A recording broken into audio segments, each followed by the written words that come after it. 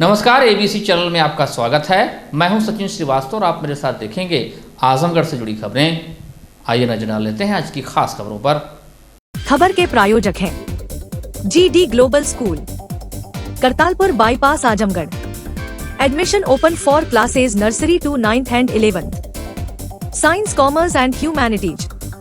Special offers for new students. Sai international school, Pura Pande, Bhaduli Bazar. Affiliated to ICSE board, New Delhi. Azamgarh का best English medium school. Admission open. Sarvodaya public school, Harbanshpur, Azamgarh. Admission open for classes nursery to 9th and 11th। Kashi Gomti jewellers, a wing of Kashi Gomti group, निकट भंवरनाथ मंदिर, Ayodhya road, Azamgarh. HMPS, Kartalpur bypass, Sarai Mandraj, Azamgarh. Admission open nursery to class 9th and 11th। जिले का एकमात्र fully air condition school और lifestyle furniture, Belnadi, Azamgarh. गुरुवार को अपर police महानिदेशक वाराणसी जोन वाराणसी पीयूष मोरडिया व पुलिस उप महानिरीक्षक आजमगढ़ परिक्षेत्र आजमगढ़ सुनील कुमार सिंह द्वारा वरिष्ठ पुलिस अधीक्षक आजमगढ़ के साथ पुलिस लाइन आजमगढ़ सभागार में आगामी त्योहारों, अपराध नियंत्रण एवं कानून व्यवस्था के संबंध में समस्त राजपत्रित अधिकारियों के साथ समीक्षा बैठक कर आवश्यक दिशा निर्देश दिए गए। तत्पश्चात ADG, DIG व वरिष्ठ पुलिस अधीक्षक आजमगढ़ के साथ पुलिस लाइन आजमगढ़ में आगामी JTC RTC के परिप्रेक्ष्य में मूलभूत सुविधाओं, व्यवस्थापन एवं बैरकों के साफ सफाई आदि का निरीक्षण कर दिए गए आवश्यक दिशा निर्देश दिए।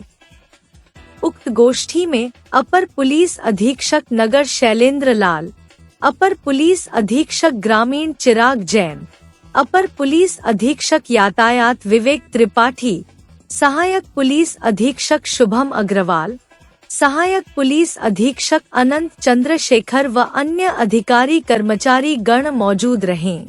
देखिए, जोन के सभी जनपदों में मैं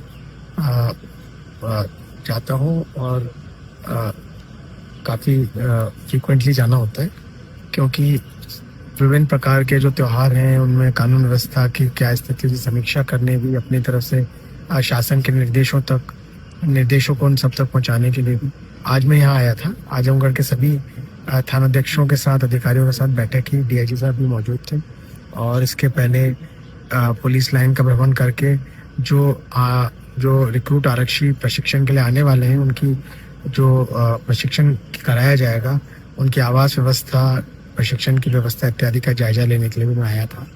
और मैंने पाया है कि यहाँ पर जो निर्देश हैं उनका अनुपालन किया जा रहा है और जो रिक्रूट आएंगे उनके लिए भी व्यवस्थाएं जो अपेक्षित हैं उन व्यवस्थाओं को भी बड़े अच्छे ढंग से यहाँ पर प्रशासन का समन्वय कर पूरा कराया जा रहा है।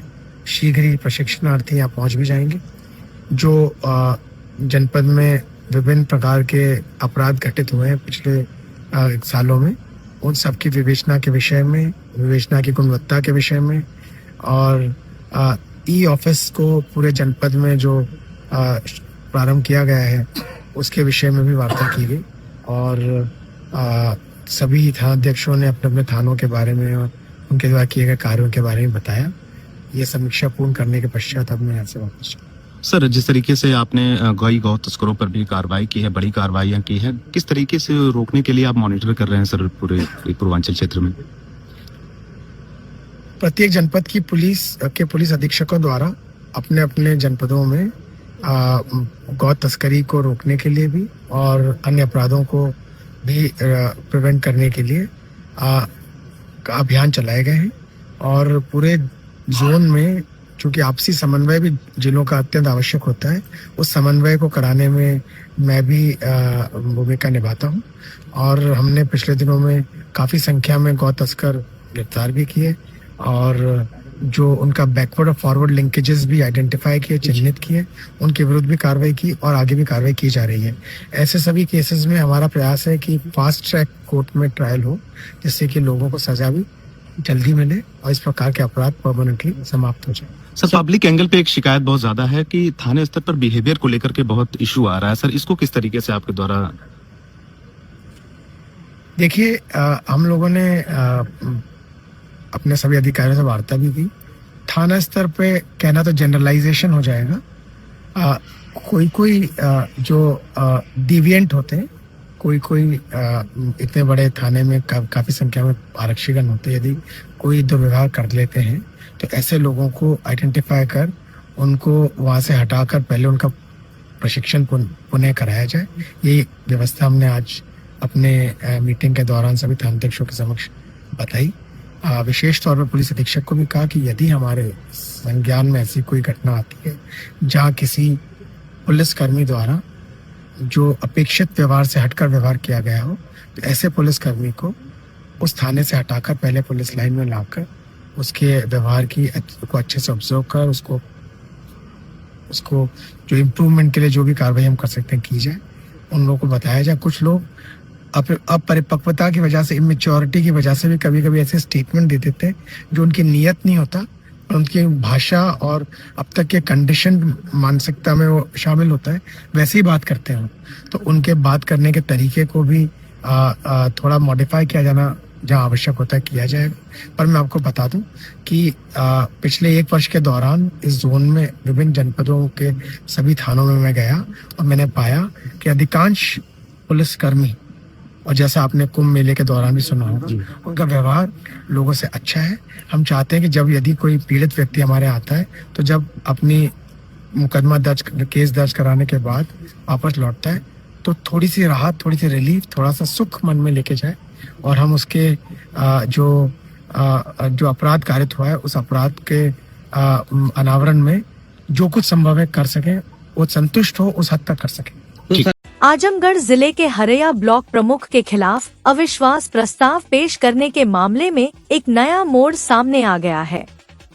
ब्लॉक प्रमुख संदीप पटेल के खिलाफ लाए गए अविश्वास प्रस्ताव मामले में गुरुवार को ब्लॉक प्रमुख संदीप पटेल ने अपना पक्ष प्रस्तुत करते हुए 35 सदस्यों का शपथ पत्र जिलाधिकारी को सौंप दिया। ब्लॉक प्रमुख संदीप पटेल ने बताया कि मेरे द्वारा पूर्व में 70 सदस्यों का शपथ पत्र जिलाधिकारी को सौंपा गया था। कुछ लोगों द्वारा मेरे खिलाफ अविश्वास प्रस्ताव लाने के लिए 70 सदस्यों का शपथ पत्र डीएम को सौंपा गया था, जिसमें आज 35 सदस्यों का शपथ पत्र मेरे द्वारा जिलाधिकारी को सौंपकर अपना विश्वास मत दे दिया है। ब्लॉक प्रमुख संदीप पटेल ने बताया कि मेरे खिलाफ साजिश रचने वाले आपराधिक प्रवृत्ति के लोग हैं, लेकिन योगी मोदी सरकार में इनकी मंशा पूरी नहीं होगी। बताते चले कि 4 मार्च को हरैया ब्लॉक प्रमुख के खिलाफ जिलाधिकारी के यहां अविश्वास प्रस्ताव पेश किया गया था। ब्लॉक प्रमुख हरैया संदीप पटेल पर विकास कार्यों में धांधली, क्षेत्र पंचायत सदस्यों का मानदेय न दिए जाने सहित धन गबन का आरोप लगाया गया था। इस प्रार्थना पत्र के आधार पर जिलाधिकारी आजमगढ़ नवनीत सिंह चहल ने हरैया ब्लॉक प्रमुख संदीप पटेल को नोटिस जारी कर विश्वास मत पेश करने का निर्देश दिया था। इसी मामले में आज जिलाधिकारी कार्यालय पर ब्लॉक प्रमुख संदीप पटेल ने क्षेत्र पंचायत सदस्यों को लेकर परेड कराया। इस दौरान क्षेत्र पंचायत सदस्यों ने अपना शपथ पत्र सौंप ब्लॉक प्रमुख के पक्ष में अपना विश्वास मत पेश किया। गुंडे अपराधी थे, उन लोगों ने इससे पहले भी हम लोग कई बार डराने धमकाने का काम किया था, और योगी मोदी के राज में ये सब नहीं चल पाएगा। इससे पहले मैं 70 लोगों का, अपने बीडीसी भाइयों का 70 लोगों का मैंने बैनाल्फी नोटरी माननीय जिलाधिकारी के पास दिया था। वो लोग भी दिए थे, जिसके उन लोगों में से मैंने जो वो लोग दिए थे उन लोगों से मैंने आज 35 लोगों का मैं साथ अपने ला के माननीय जिलाधिकारी के पास मैंने प्रत्यक्ष रूप से प्रकट किया। आज हरैया ब्लॉक का अविश्वास प्रस्ताव आज से 15-20 दिन पहले दाखिल किया गया था, जिसमें आज हमने सबसे पहले 70 लोगों की नोटरी बैनाल्फी अपने पक्ष में दिया। आज जो उन लोगों दाखिल किया अविश्वास प्रस्ताव, उसमें से सारे मेंबर जुट के आज संदीप पटेल के पक्ष में विश्वास जताया और नोटरी बैनाल्फी के साथ दिए, शपथ पत्र के साथ दिए कि हम लोग संदीप पटेल हरैया के प्रमुख के साथ हैं। और आज सब लोगों ने जिलाधिकारी महोदय डीपीआरओ के समक्ष प्रस्तुत होकर व्यक्तिगत अपनी बयान दर्ज कराया। क्या वजह थी कि आपके खिलाफ माफियाओं का रहता। माफिया हमेशा गुंडागर्दी वसूली करते हैं। निश्चित रूप से संदीप पटेल भारतीय जनता पार्टी के प्रमुख हैं और लगातार भारतीय जनता पार्टी के सभी वरिष्ठ नेता, सभी कार्यकर्ता, सारे जिला अध्यक्ष, हमारे जितने पार्टी के शीर्ष नेतृत्व है, सब लोग संदीप पटेल के साथ हैं और संदीप पटेल लगातार प्रमुख बने रहेंगे। आजमगढ़ जनपद में ड्राइविंग सीखने और ड्राइविंग लाइसेंस पाने की प्रोसेस को सरल बनाने के लिए देश की सबसे बड़ी car company Maruti Suzuki India ने राज्य सरकार के साथ हाथ मिलाया है। इस कड़ी में शहर के ITI कैंप्स में ड्राइविंग लाइसेंस इंस्पेक्शन ट्रैक स्थापित किया गया है। ये अपने आप में ऑटोमेटिक ट्रैक है जिसमें मानवीय हस्तक्षेप न के बराबर होगा। कैमरे और अत्याधुनिक तकनीक से लैस ट्रैक पर ड्राइविंग टेस्ट लिया जाएगा। इसके लिए पूर्व से बने टेस्टिंग ट्रैक का ऑटोमेशन होगा। यह कार्य परिवहन विभाग द्वारा मारुति सुजुकी इंडिया लिमिटेड के CSR फंड से कराया जाएगा।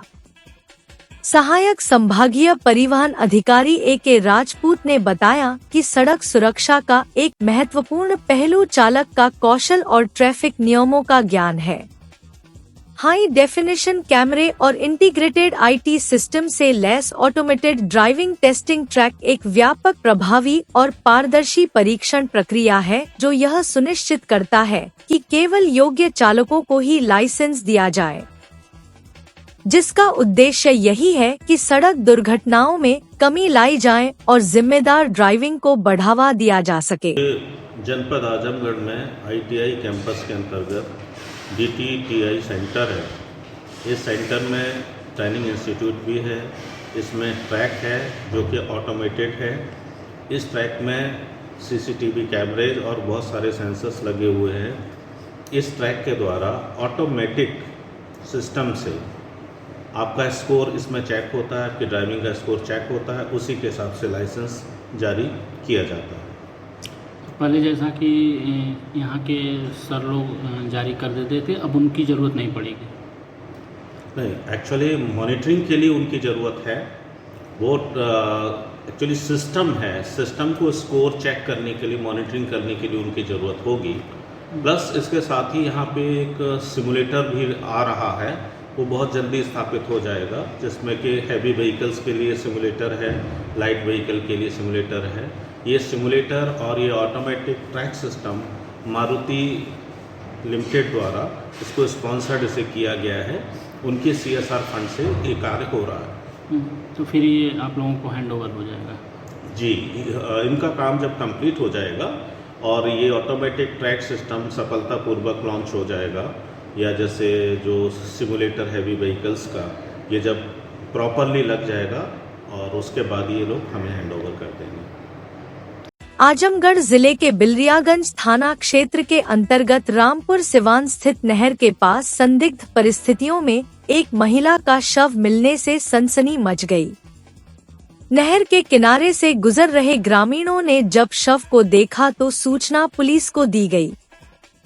सूचना मिलने के बाद मौके पर पहुंची पुलिस मामले की छानबीन में जुट गई है। इसके साथ ही इस मामले की सूचना पुलिस के अधिकारियों को भी दी गई, जिसके बाद जिले के SP ग्रामीण चिराग जैन मौके पर पहुंचे और घटनास्थल का निरीक्षण किया। पुलिस ने शव को कब्जे में लेकर पोस्टमार्टम के लिए भेज दिया। SP ग्रामीण का कहना है कि पोस्टमार्टम रिपोर्ट आने के बाद घटना के कारण का पता चलेगा। इस घटना में जो भी लोग शामिल होंगे उनके खिलाफ कड़ी कार्रवाई की जाएगी। उन्होंने बताया कि बिलरियागंज थाना क्षेत्र की रहने वाली अनीता यादव एक दिन पूर्व 18 मार्च से घर से लापता थी। इस संबंध में परिजनों ने बिलरियागंज थाने में रिपोर्ट भी दर्ज कराई थी, जो रिपोर्ट थाने में दर्ज है।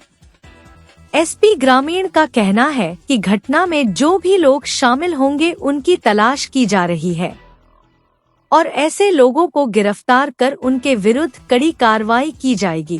लगभग 7 बजे एक सूचना प्राप्त हुई कि सड़क के नहर के पास में एक महिला की डेड बॉडी पड़ी हुई है। इस सूचना पर थाना बिलरियागंज की पुलिस, CO सगड़ी और मेरे द्वारा घटनास्थल का निरीक्षण किया गया। मौके पर जानकारी की गई तो ये जानकारी प्राप्त हुई कि ये 18 तारीख को इन महिला की गुमशुदगी भी थाने पर दर्ज की गई है। तभी से लापता थी और इनका पता नहीं चल रहा था। आज इनकी डेड बॉडी यहाँ मिली है। हम लोगों ने डेड बॉडी को नियमानुसार कब्जे में लेकर पोस्टमार्टम के लिए भिजवा दिया गया है। पोस्टमार्टम की रिपोर्ट प्राप्त होने पर और अन्य साक्ष्यों की कार्रवाई पर इसके रोज जो भी इसमें घटना में कारित करने वाले अपराधी होंगे उनके विरुद्ध सख्त से सख्त कार्रवाई की जाएगी। ये कहाँ की रहने वाली है महिला? महिला का नाम अनीता यादव है और ये रामपुर विलागंज की रहने वाली है। यूपी सरकार के मत्स्य विभाग के मंत्री और निषाद पार्टी के मुखिया संजय निषाद ने सुल्तानपुर में एक विवादित बयान दिया था, जिसका वीडियो सोशल मीडिया पर तेजी से वायरल हुआ। इस वीडियो में मंच से संजय निषाद पुलिस वालों की ओर इशारा करते हुए कहते हैं कि मैं यहाँ ऐसे नहीं पहुँचा हूँ। 7 दारोगा का हाथ पैर तुड़वाकर और उनको गड्ढे में फेंकवाकर यहाँ तक पहुँचा हूँ। मंगलवार को दिए गए मंत्री के इस बयान की पूरे देश में आलोचना हो रही है। विपक्षी पार्टियों ने भी संजय निषाद को निशाने पर लिया है। बढ़ते विवाद के बीच आजमगढ़ पहुंचे यूपी सरकार के कैबिनेट मंत्री संजय निषाद ने अपने बयान पर सफाई दी है। कहा कि उनके बयान को गलत ढंग से पेश किया गया।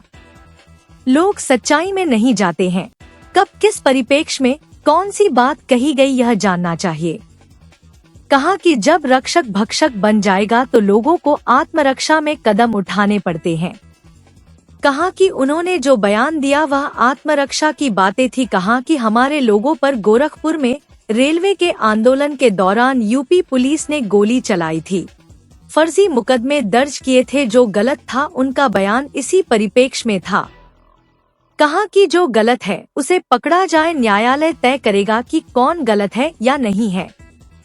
कहा कि पढ़ने वाले बच्चों को फंसाकर उनका करियर खराब किया जाता है। उनके कहने का आशय था कि रक्षक ही भक्षक बन जाता है तो आत्मरक्षा में ऐसे कदम उठाने पड़ते हैं।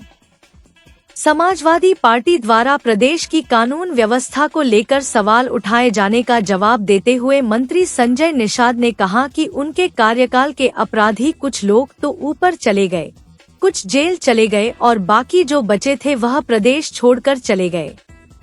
उन्होंने समाजवादी पार्टी पर प्रहार करते हुए कहा कि सपा की सरकार में आए दिन दंगा फसाद होते थे, हिंदू मुसलमान दंगे होते थे, महीने महीने दुकान बंद रहती थी, गरीब खाने के लिए मरता था। लेकिन आज योगी जी की सरकार में लॉ एंड ऑर्डर मेंटेन है।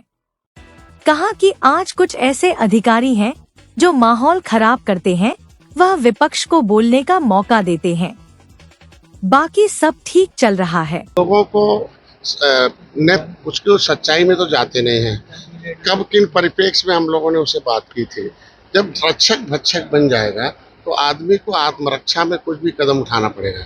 तो वो आत्मरक्षा की बात की थी कि हमारे लोगों ने जब इसी तरीके से गोरखपुर में कसरवल रेल में रेल आंदोलन चल रहा था, जबरदस्ती राज्य सरकार, रेल केंद्र का होता है, वहाँ सीआरपीएफ आती, आरपीएफ आती तो चल जाता। वहाँ उत्तर प्रदेश पुलिस जाके गोली चलाने लगे, आंसू गैस घोल रहा था तो ठीक था, सीधे गोली मारना धड़ धड़ धड़ धड़। ये तो रक्षक ही भक्षक है ना। आज के दिन में आप तितर बितर करने के बहुत साधन थे भाई, आंदोलन चलाना तो हक था। और वहाँ जो है एक वर्ग के लोग थे, सारे यादव थे, सिपाही सब थे, फर्जी मुकदमा चला दिया। नतीजा हो गया कि गुस्से में आए हमारे लोगों ने कदम उठाया। तो जब वहाँ भी आदमी जो अपराधी है तो जो अपराध किया उसे पकड़ा जाए, उसे जो है पकड़ा जाए और उसे जेल भेजा जाए। न्यायालय तय करेगा कि कौन दोषी है कौन नहीं दोषी है। लेकिन जो बच्चे पढ़ रहे हो, अब अगर आप जो है वहाँ किसी के दबाव में आके जो पढ़ रहे बच्चे दूर हैं, वहाँ शामिल भी नहीं है, गांव भर को तांडव मचाओगे तो गलत बात है। जो अपराधी है उसको सजा मिले, मैं तो जगह है ना। लेकिन सबको अपराधी बना लीजिए, पढ़े लिखे बच्चों को। अब एक बार डाल देंगे नाम तो 20 साल मुकदमा चलेगा, नौकरी नहीं पाएगा तो कहाँ चला जाएगा। तो ऐसे में मैंने कहा कि रक्षक फिर भक्षक बनेगा तो फिर उसी तरह का कदम जो है उठाकर अभी वो नहीं समझ, वो समझ रहे हैं बस सीधे साधे निषाद हैं। सीधे साधे कहाँ है? मार्शल कौम अंग्रेजों ने तो डिग्री दे रखा है कि देश को आज़ाद कराने वाले हैं, मुगलों को मौत को घाट उतारने वाले हैं, अंग्रेजों को मौत के घाट उतारने वाले हैं, संविधान बनवाने वाले हैं, भगवान राम को भी पार उतारने वाले हैं, मझधार में पार उतारने वाले हैं। लेकिन जरूरत पड़ेगा तो आत्मरक्षा के लिए तो खड़ा है। जबरदस्ती कोई नाम डालेगा तो अपने बच्चे को नहीं है, बेचारा अभी स्कूल से आ रहा है, अभी शहर से आ रहा है, अरे गांव दंगा मार दिया, एक आदमी मर्डर हो गया, चलो इसको भी फंसा दो। आप समझ सकते हैं ना, ज्यादातर तो न्यायालय में आधे से ज्यादा बच्चे छूट जाते हैं ना, आधे लोग तो दोष मुक्त हो जाते हैं। इसके मतलब दोषी क्यों बनाए भाई, ये इसके मतलब रक्षक भक्षक क्यों बन रहे हैं? इंक्वायरी करें, बड़े अधिकारी किस लिए बने, एसपी रैंक के, सीओ रैंक के, जांच करें, जो सही हो उसी को जेल भेज दें। एक बार पकड़ के जेल में भेज देंगे ना, मुकदमे तक तो जाना पड़ेगा ना, तो उसका काला धब्बा लग गया। हम कह रहे हैं जो मेन एक्यूज हो उसे जांच करिए, उसे जांच के दायरे में लाइए, समिति गठित करिए, फिर उसको करिए और अपराध पर नियंत्रण करें। इस परिप्रेक्ष्य मैंने कहा था, और उसका दूसरा मेरा कोई श्रेय नहीं। लास्ट एक सवाल है, जिस प्रकार से वर्तमान राजनीति चल रही है, विपक्ष लगता है हमला करता, चाहे वो अपराध का, तो अपने कार्यकाल की बात करता है कि मेरे कार्यकाल में था, और जो वर्तमान कार्यकाल चल रहा है, उनके कार्यकाल में कौन थे? उनके कार्यकाल के जितने लोग थे वो जहाँ जाने वाले थे वहाँ चले गए, जो ऊपर जाने वाले थे ऊपर चले गए, और जो है जेल जाने वाले थे जेल चले गए, और जो उत्तर प्रदेश भागने वाले थे उत्तर प्रदेश भाग के चले गए। आज के दिन में उनके समय दंगा फसाद, मुसलमान हिंदू राइट होता था, महीने महीने दुकान बंद रहती थी, गरीब खाने में न मरता था, जल जाता था। आज योगी जी की देन है कि लॉ एंड ऑर्डर मेंटेन है। मोदी जी 2-4% ऐसे हैं जो अंदर से हाथी शकील हैं, उनकी आत्मा है, और मौका पाते वो आस्तीन के सांप जैसे डसते हैं, हाँ, बाकी ऊपर से कमल। तो ऐसे कुछ अधिकारी हैं जो वोट खराब करते हैं, वो माहौल खराब करते हैं, वो विपक्ष को मौका देते हैं बोलने के लिए, और नहीं तो सब। गुरुवार को आजमगढ़ शहर के बदरका में स्थित स्प्रिंगडेल स्कूल में विद्यालय का 13वां वार्षिक समारोह मनाया गया, जिसमें सीओ सिटी गौरव शर्मा मुख्य अतिथि के रूप में उपस्थित रहे। उन्होंने स्कूल के बच्चों और शिक्षकों की सराहना की और बच्चों के उज्जवल भविष्य की शुभकामना दी। स्कूल प्रबंधक शरद कुमार राय, प्रधानाध्यापिका मुसर्रत शेख व उप प्रधानाध्यापिका शमा परवीन व उनके मेहनती स्टाफ की मेहनत और लगन की सराहना की। वार्षिकोत्सव के अवसर पर बच्चों का वार्षिक परीक्षा फल वितरण किया गया। रैंकर बच्चों को ट्रॉफी, मेडल, सर्टिफिकेट प्रदान कर सम्मान किया गया। सम्मानित अतिथि मनीष रतन अग्रवाल, प्रबंधक अग्रसेन इंटर कॉलेज, ने स्कूल की सराहना की तरह जो है इस बार जो है स्प्रिंगडेल स्कूल में आज 13वां एनुअल फंक्शन सेलिब्रेट किया गया, जिसमें हमारे जो है मुख्य अतिथि तौर पे जो है श्री गौरव शर्मा जी सीओ सिटी आजमगढ़ आए हुए थे। उन्होंने काफ़ी बच्चों के भाव की सराहना की कि बच्चों के साथ जो है इस तरीके के प्रोग्राम होने चाहिए, और हर साल होने से बच्चों के मन में जो उनकी प्रतिभा जो भी रहती है वो निखर के बाहर आती है। इसी के क्रम में हमारे सभी अभिभावकगण अपने बच्चों के साथ जो है, जो भी 1 महीने के साथ लगातार तैयारियां करवा रहे थे कि एनुअल फंक्शन में जो भी बच्चे पार्टिसिपेट करेंगे, और उनके साथ साथ हमारे जो भी टीचर्स थे उनके जो है काफ़ी महत्वपूर्ण ड्यूटी अपनी अदा की इस लगभग 1-1.5 महीने से। उनको किसी भी प्रकार की जो भी दिक्कतें आई, कभी बच्चों के गार्जियन से बात करने में कि हाँ इस तैयार में नहीं होंगे, लेकिन फिलहाल उन्होंने किसी तरह कन्विंस करके हर चीज़ को मैनेज किया। इसके लिए हम अपने सभी अध्यापिकाओं का बहुत बहुत शुक्रिया अदा करता हूँ। साथ ही अपने स्कूल के प्रिंसिपल मुसर्रत शेख का भी बहुत बहुत धन्यवाद अदा करता हूँ कि वो हर समय स्कूल के साथ जो है हर पल खड़ी रहती हैं। और साथ ही साथ हम अपने जो है हमारे गेस्ट ऑफ ऑनर के तौर पर श्री मनीष रत्न अग्रवाल जी जो आए हुए थे स्कूल में, और उन्होंने भी स्कूल के प्रति जो है अपनी काफ़ी संवेदना व्यक्त की। और साथ ही साथ हम अपने सीओ सिटी महोदय जी का बहुत बहुत आभार व्यक्त करता हूँ कि अपना कीमती समय निकाल करके हमारे लिए यहाँ पर आए, और इस एनुअल प्रोग्राम में हमारे सारे बच्चे जो है रंगारंग अपना कार्यक्रम प्रस्तुत किए। साथ ही अभिभावकों की बहुत बड़ी भूमिका रही उसमें। और उसके बाद जो है एनुअल प्रोग्राम समापन के बाद जो है बच्चों का जो भी फर्स्ट, सेकंड, थर्ड रैंक आए हुए थे उन बच्चों को जो है हमने अपने रैंक होल्डर बच्चों को जो है रिजल्ट डिस्ट्रीब्यूट किया। वो सारी चीज़ें जो है इनको डिस्ट्रीब्यूट करके जो है अभी ये सारे प्रोग्राम लगभग 1 आध घंटे और तक चलते रहे।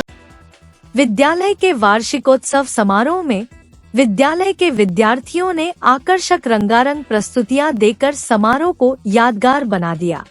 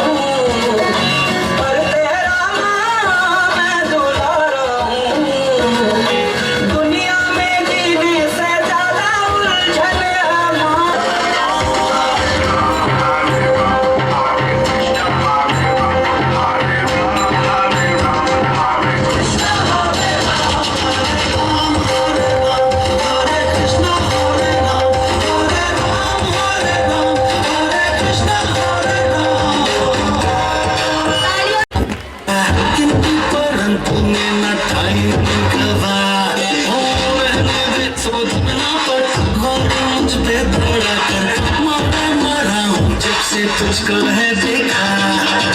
तू मेरी खामोशी है, तू मेरी मदहोशी है, तू मेरा है अफसाना, इश्क महबात है।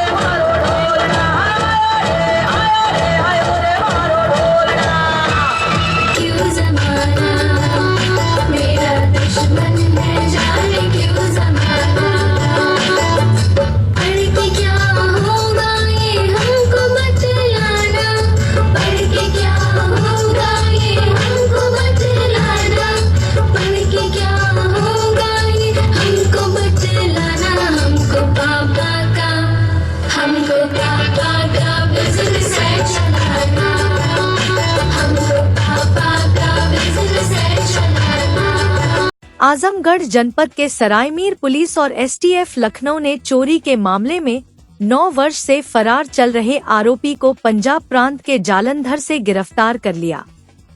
उसकी गिरफ्तारी के लिए डीआईजी द्वारा 50,000 का इनाम घोषित किया गया था। आरोपी सहित 4 बदमाशों द्वारा जनरल स्टोर संचालक से असलहा सटाकर रुपए भरा बैग छीनने की घटना को अंजाम दिया गया था। अभियुक्त के खिलाफ आजमगढ़ सहित अन्य जनपदों के थानों में आधा दर्जन से अधिक मामले दर्ज हैं। विदित हो कि 5 सितंबर 2016 को सरायमीर थाने में तहरीर देते हुए हरिदास पुत्र हीरालाल मोहम्मद सिरादी का पूरा सरायमीर बताया कि घर के करीब मेन रोड पर प्रजापति जनरल स्टोर के नाम से मेरी दुकान है। 4 सितंबर 2016 की रात्रि लगभग 9:30 बजे वह रोज की भांति अपनी दुकान को बंद करने जा रहा था कि इतने में 4 बदमाश असलहों से लैश होकर मेरी दुकान पर आ गए और मुझे और मेरे लड़के को असलहा सटाकर नोट से भरे थैले को छीनने लगे। मेरे विरोध के बावजूद थैले में भरे लगभग 60,000 रुपए लेकर बदमाश असलहा लहराते हुए खरेवा मोड़ की तरफ मोटरसाइकिल से भाग गए। सरायमीर पुलिस ने मामले में मुकदमा दर्ज कर विवेचना शुरू कर दी। विवेचना में अभियुक्त दुर्गेश उर्फ राधेश्याम उर्फ दीपक पुत्र शंकर राम निवासी पंडित दिलीप राय पट्टी थाना सादात जनपद गाजीपुर का नाम प्रकाश में आया। डीआईजी द्वारा अभियुक्त दुर्गेश की गिरफ्तारी के लिए 50,000 का इनाम घोषित किया गया था। एसटीएफ लखनऊ द्वारा 19 मार्च को अभियुक्त दुर्गेश उर्फ राधेश्याम उर्फ दीपक को थाना क्षेत्र डिवीजन नंबर 8 ट्रांसपोर्ट नगर जालंधर पंजाब से गिरफ्तार कर लिया, जिसे 20 मार्च को एसटीएफ टीम लखनऊ द्वारा गिरफ्तार कर थाना सरायमीर लाया गया है। दुर्गेश के खिलाफ जौनपुर जनपद सहित जनपद के विभिन्न थाने में आधा दर्जन से ऊपर मुकदमे दर्ज हैं। भारत निर्वाचन आयोग के निर्देशानुसार जिला निर्वाचन अधिकारी जिलाधिकारी नवनीत सिंह चहल की अध्यक्षता में गुरुवार को कलेक्ट्रेट सभागार में राजनैतिक दलों के प्रतिनिधियों के साथ बैठक आयोजित की गई। जिलाधिकारी ने कहा कि भारत निर्वाचन आयोग द्वारा प्रत्येक मतदेय स्थल पर राजनैतिक दलों के प्रतिनिधियों के रूप में एक बीएलए की नियुक्ति कराए जाने की अपेक्षा की गई है। उन्होंने कहा कि भारतीय जनता पार्टी ने 1915, समाजवादी पार्टी ने 2333 एवं बहुजन समाज पार्टी ने 2970 बीएलए तैनाती कर लोकसभा निर्वाचन के पूर्व सूची उपलब्ध कराई है, जबकि जनपद की सभी 10 विधानसभा निर्वाचन क्षेत्र में कुल 3869 मतदेय स्थल है। उन्होंने कहा कि भारत निर्वाचन आयोग ने वर्ष में 4 अर्हता तिथियां निर्धारित की गई है: 1 जनवरी, 1 अप्रैल, 1 जुलाई एवं 1 अक्टूबर। उन्होंने कहा कि अर्हता दिनांक 1 जनवरी के आधार पर आयोग द्वारा निर्धारित कार्यक्रम के अनुसार विशेष संक्षिप्त पुनरीक्षण संपन्न कराया जाता है। अन्य अर्हता तिथियां निरंतर पुनरीक्षण के अंतर्गत पड़ती है। आयोग के निर्देशानुसार प्रत्येक वर्ष सितंबर-अक्टूबर माह में निर्वाचक नामावलियों के विशेष संक्षिप्त पुनरीक्षण के अवसर पर समस्त विधानसभा निर्वाचन क्षेत्रों की निर्वाचक नामावलियों का एक सेट तथा पेन ड्राइव में बिना फोटो वाली निर्वाचक नामावली का डाटा साफ प्रति में प्रत्येक राजनैतिक दल को उपलब्ध कराया जाता है। पुनरीक्षण की संपूर्ण अवधि में प्राप्त दावे आपत्तियों से संबंधित सूचना ERO नेट से प्रारूप 9, 10, 11, 11 क एवं 11 ख साप्ताहिक रूप से डाउनलोड कर उपलब्ध कराया जाता है। निर्वाचक नामावलियों के अंतिम प्रकाशन के समय प्रत्येक वर्ष जनवरी माह में निर्वाचक नामावलियों का एक सेट एवं बिना फोटो वाली निर्वाचक नामावली का डाटा पेन ड्राइव में समस्त राजनैतिक दलों को निःशुल्क उपलब्ध कराया जाता है। जिलाधिकारी ने कहा कि अंतिम प्रकाशन के उपरांत दिनांक 7 जनवरी 2025 से 18 मार्च 2025 तक ऑनलाइन ऑफलाइन कुल 13,936 दावे आपत्तियां प्राप्त हुई, जिसमें से 9,982 दावे आपत्तियां निस्तारित करी रोल अपडेट किए गए हैं। शेष 3,954 दावे आपत्तियां निस्तारण प्रक्रिया में है। जिलाधिकारी ने कहा कि निर्वाचक रजिस्ट्रीकरण अधिकारी 347 आजमगढ़ के साथ राजनैतिक दलों के बैठक में भारतीय जनता पार्टी द्वारा उठाया गया प्रकरण की पोस्टमैन इपिक संबंधित मतदाता को न देकर BLO को वितरण हेतु उपलब्ध करा देता है। इस संबंध में अधीक्षक डाकघर आजमगढ़ को निर्देशित कर दिया गया है कि पोस्टमैन द्वारा इपिक का वितरण संबंधित मतदाता को ही किया जाए। आयोग द्वारा जनपद में 6,034 ऐसे मतदाता को चिन्हित किए गए हैं जिनके इपिक नंबर डुप्लीकेट पाए गए हैं। ऐसे मतदाताओं को फॉर्म 8 के माध्यम से नया इपिक नंबर ERO नेट से जनरेट करी इपिक दिनांक 21 मार्च 2025 तक उपलब्ध कराया जा रहा है। ऐसे मतदाताओं को इपिक मुद्रित होकर प्राप्त होने पर नया इपिक उपलब्ध करा दिया जाएगा। बैठक में उप जिला निर्वाचन अधिकारी अपर जिलाधिकारी प्रशासन राहुल विश्वकर्मा, सहायक जिला निर्वाचन अधिकारी ब्रजेश श्रीवास्तव सहित समस्त राजनैतिक दलों के प्रतिनिधि उपस्थित रहे। साई इंटरनेशनल स्कूल, जहां हर दिन एक नई शिक्षा की शुरुआत है। Modern education system, smart classrooms, expert teachers और एक ऐसा एनवायरनमेंट जहां हर बच्चा अपने सपने सच करता है। पढ़ाई के साथ साथ स्पोर्ट्स, आर्ट और एक्स्ट्रा एक्टिविटीज। आजमगढ़ का बेस्ट इंग्लिश मीडियम स्कूल, जहां हर बच्चे को मिलता है परफेक्ट एजुकेशन। एडमिशन ओपन आज ही जुड़े साई इंटरनेशनल स्कूल से, जहां हर कल नई उम्मीद के साथ रोशन होता है। Kashi Gomti jewellers, a wing of Kashi Gomti group, निकट भंवरनाथ मंदिर, अयोध्या रोड, आजमगढ़।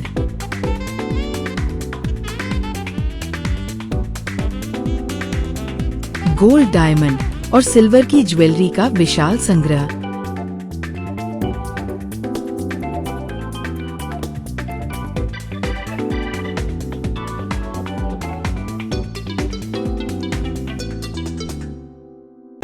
शादी के गहनों का संपूर्ण पैकेज मात्र 1,51,000 रुपए में। शुद्धता की 100% गारंटी। खूबसूरत लम्हों को बनाएं और यादगार। पहुँचे काशी गोमती ज्वेलर्स, निकट भंवरनाथ मंदिर, Ayodhya road, Azamgarh. Sarvodaya public school, Harbanspur, Azamgarh. Affiliated to CBSE, New Delhi.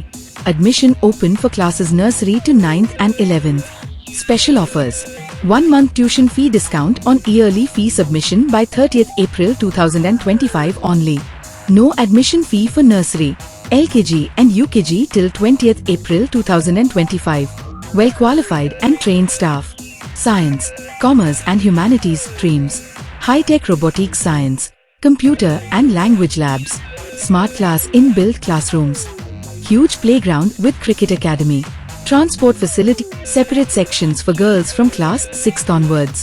NCC and horse riding available for students. Best results in classes 10th and 12th. Lifestyle furniture, Belnadi, Azamgarh. सभी प्रकार के फर्नीचर एवं इलेक्ट्रॉनिक सामानों की भरपूर रेंज उपलब्ध। हमारे यहाँ EMI की सुविधा 0% ब्याज पर उपलब्ध। इलेक्ट्रॉनिक सामानों में LED TV, refrigerator, washing machine, air conditioner, air cooler, deep freezer, water cooler, mixer juicer, iron, fan, induction, battery, inverter, electric geyser, gas geyser, आटा चक्की इत्यादि। फर्नीचर के सामानों में बेड, गद्दा, सिंगारदान, अलमीरा, sofa, table, chair, rack, stool, संदीली, सीढ़ी, डाइनिंग टेबल, झूला आदि। शादी विवाह की हो तैयारी या ऑफिस और घर के लिए सामानों की करनी हो खरीदारी, पहुँचिए lifestyle furniture, Belnadi, Azamgarh. Harishchandra Mishra public school Kartalpur bypass, Sarai Mandraj, Azamgarh. Affiliated to CBSE New Delhi. Admission open nursery to class 9th and 11th। जिले का एकमात्र फुली एयर कंडीशन स्कूल। अनुभवी टीचिंग स्टाफ, स्मार्ट क्लासेस, सभी कक्षाओं की CCTV से निगरानी।